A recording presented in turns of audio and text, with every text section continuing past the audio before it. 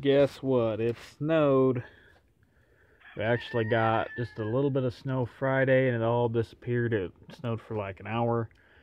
But, so I woke up this morning, everything was white, and it didn't let up until about 11 o'clock today. So, I'm out here throwing some straw in the barrels and putting straw out for the pheasants. And I would be shoveling this snow so that they're not walking in it, because that's a quick way to lose toes. But as far as I know, most of the snow is going to be melted off in the next day or two, so it's not going to be worth the time and energy, really. But I know some people had asked about what kind of things you can do for your birds in cold weather, and I saw a picture the other day that I wanted to discuss. That was the way an old man up in the New England states, which their weather's every bit as cold and nasty in the winter as ours, and he had bred gray game fowl for years, and he kind of did something that I'd been thinking about and mulling over in the back of my mind. See, and that is to take advantage of geothermal heat. Now, what geothermal heat basically means is if you dig down in the ground far enough, the ground has a steady temperature year-round. And that's going to vary depending on your area, how far deep you go, and also in certain cases if you got hot springs nearby or something like that. So here's my silver pair of ringnecks that I didn't get a single egg out of this breeding season. So anyway, what he did is he dug his brood pens down into the ground, 5 foot down, the entire pen. He had a row of them, and basically that'd stick about, I don't know, somewhere in the neighborhood of I'm gonna guess about 3 foot up out of the ground. And he had to step down into them to get in there, and between that and putting plastic on the wire, his birds did fine regardless of the weather. Now, I don't think I'm gonna go and get a hold of a backhoe and dig things down into the ground like that.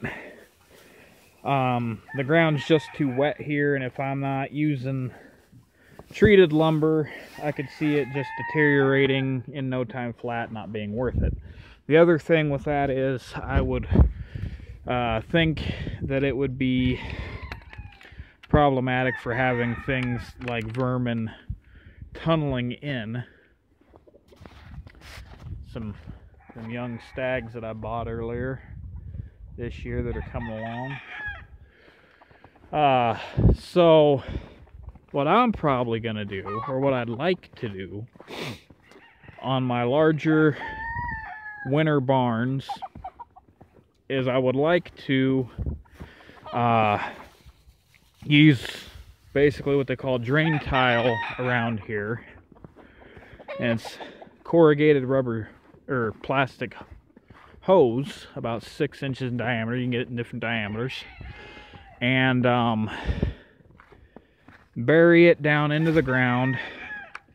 And I was watching a video about a man out in western part of Nebraska who has developed a greenhouse system in Nebraska that's so warm and that he can grow citrus fruit. And I'm not just talking 1 or 2 trees. I'm talking he can produce actual quantifiable amounts of citrus with this setup that he's got. So what he does, he digs them down about so far down, and then he goes out that same depth, clear out into his yard horizontally, and then loops it back and around and back up into the building again. So I might do something like that. One problem with that is I don't know how much I'm going to be able to loop it, because the one barn is back where there's a lot of trees, or that's where it will be, and another barn is going on an existing concrete slab. So I'd have to, you know, probably core drill the concrete or something like that if I'm going to do that. Or I don't know, maybe I'd just pour an additional narrow slab along one edge and you know, put my tubing in that way. So got that taken care of. Hopefully this snow doesn't stick around. Meteorologist says that snows that happen before November usually melt off.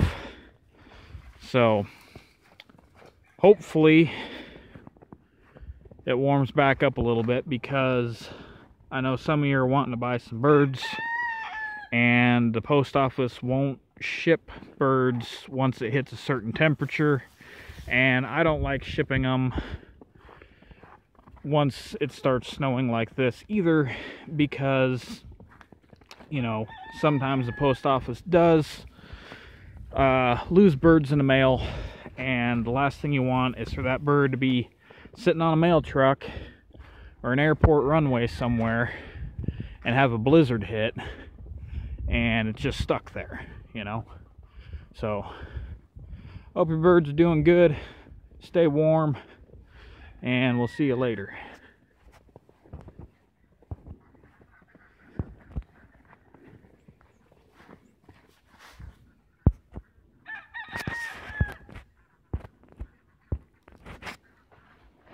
If I can get my